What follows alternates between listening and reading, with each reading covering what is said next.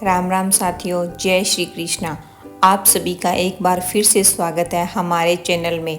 आप सभी को कार्तिक मास की हार्दिक शुभकामनाएं।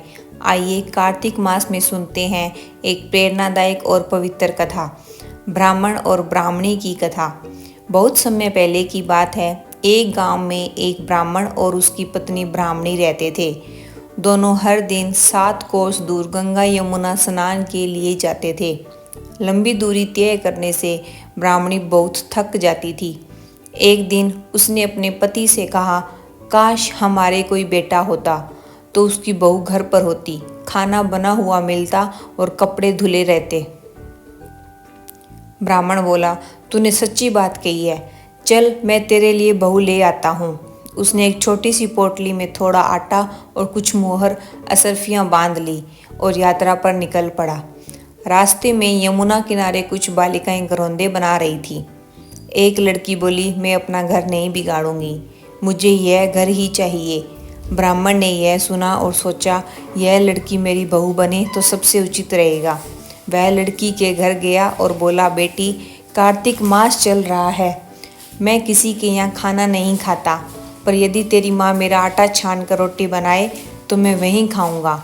लड़की ने माँ से कहा और जब माँ ने आटा छाना तो उसमें से मोहर असरफियाँ निकल आई।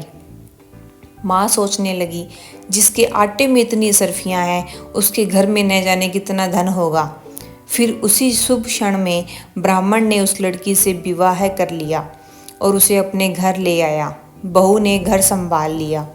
वह रोज खाना बनाती, कपड़े धोती और सास ससुर के पैर दबाती। ब्राह्मणी ने उसे समझाया, बेटी, चूल्हे की आग कभी बुझने मत देना और मटके का पानी कभी ख़त्म मत होने देना। एक दिन चूल्हे की आग बुझ गई। बहू पड़ोसन के घर आग मांगने गई। पड़ोसन बोली, तू मूर्ख है, तुझे धोखा दिया गया है, इनका कोई बेटा ही नहीं। बहू उसके शब्दों में आ गई और उसने सास ससुर से रूखापन करने लगी। उसी पड़ोसन की सलाह पर उसने जली फूकी रोटियां और बेस्वाद दाल बनाई। सास ने पूछा, बेटी, आज भोजन ऐसा क्यों है?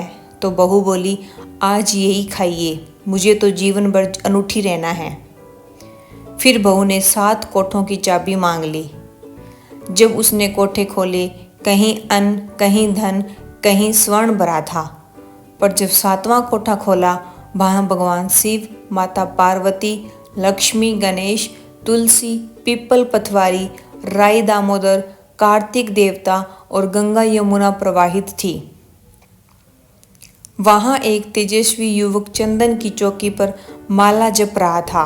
बहू ने पूछा, आप कौन हैं? युवक बोला, मैं तेरा पति हूँ, जिसे कार्तिक देवता ने भेजा है। जब सास ससुर लौटे, बहू ने उन्हें सब दिखाया। वृद्धा बोली, बेटा, तू सच में मेरा ही पुत्र है? युवक बोला, हाँ माँ, मैं तेरी ही गोद से जन्मा हूँ, तेरे पुण्य का फल हूँ। फिर पंडितों के कहने पर परीक्षा ली गई। माँ के हृदय से दूध की धार निकली, जिसने पुत्र की दाढ़ी मूंछ को भिगो दिया। सिद्ध हुआ वह ब्राह्मणी का ही बेटा है।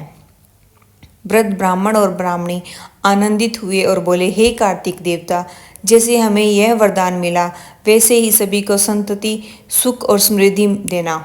जो व्यक्ति श्रद्धा से यह कथा सुनता है उसके घर में सदा सुख, शांति और धन धान्य की वृद्धि होती है।